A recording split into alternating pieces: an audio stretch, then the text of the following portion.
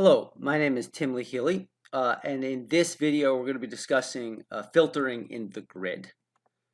This is the fourth video in our series. It's important to note that this is not the video on column filtering, and column filtering is the primary mechanism of filtering in the grid. But there are so many methods of filtering that I thought it'd be worthwhile to put together a video like this that goes over them. So this will, if you're really looking at column level filtering, is most likely that you are interested in the video specifically on it. So please, you could stop now and go directly to that video. But for those of you who are interested in the multiple mechanisms to filter in the grid, this is the video for you. So I'm going to hop into the tool. Okay, so I've got my Quincy open and I'm already logged into my demo case. If I open up the grid, I should see records in here. Okay. Now, when we say column level filtering, we're talking about this button here. That is not what we're talking about for this video. We're going to talk about some general things about filtering and the different types of filters that are offered. Of course, there are the column level filters, and there's a whole video on that. But there are also the facet filters or filters. There's also a video on this widget, so we're just going to view it. We're just going to interact with it relatively quickly here. We're going to go to Files. Let's do by category. We're going to click on Spreadsheet here. And the point I'm making is anytime you apply a filter basically anywhere in the application, you will get this indication of the filter.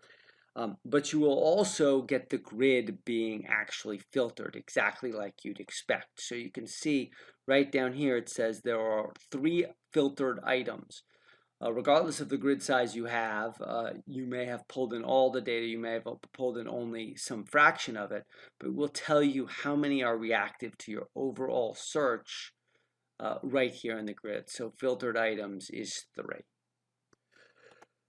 So the important thing to note about the way filters interact with the grid is that there are, as I've said before, the column level filters and other filters. The other filters will manifest themselves down here in terms of the count, and also you'll see them up here. But since they don't operate solely on a column, you won't actually see a filter applied to any of the columns. If you apply a column level filter, you will. So let me go ahead and clear that and let me show that to you. So again, this is discussed in detail in the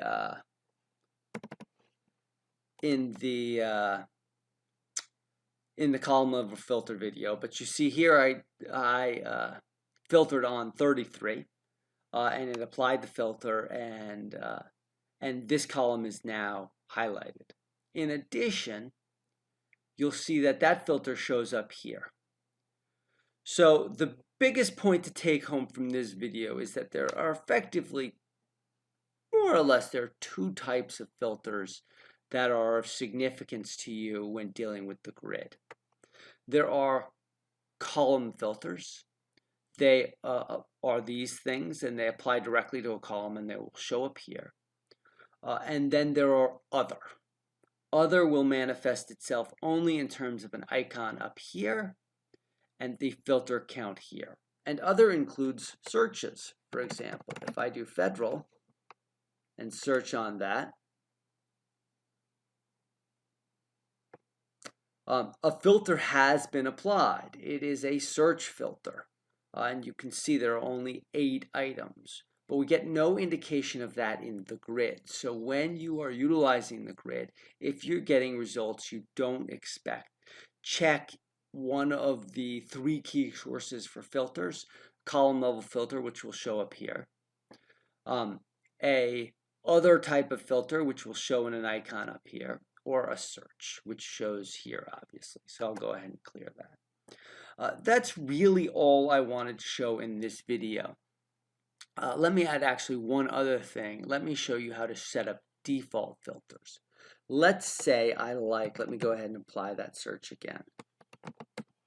Let's say no, let's not do it with search. Search will just make it confusing. Let's apply this, pictures. Let's say I like this this filter. For some reason, my investigators only ever want to look at pictures. And I don't want to teach them about how it's so simple to just come down here and select a filter.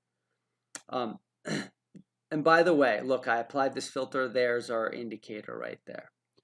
But whenever I have the filters I want, I can come into the Administrative tab. I can go to Configure, and I can go to Filters. And here it will allow me, if you will, to save any currently applied filter. I can come here, I can choose an icon for it. Any one of these we'll call it A to Z. We're going to call this Pictures. And we're just going to go ahead here and click Save. Give it a second, it'll assign the JSON to it. And actually, let's go ahead and make it a default filter because we're trying to show it in the grid. Let's go ahead and click Save again.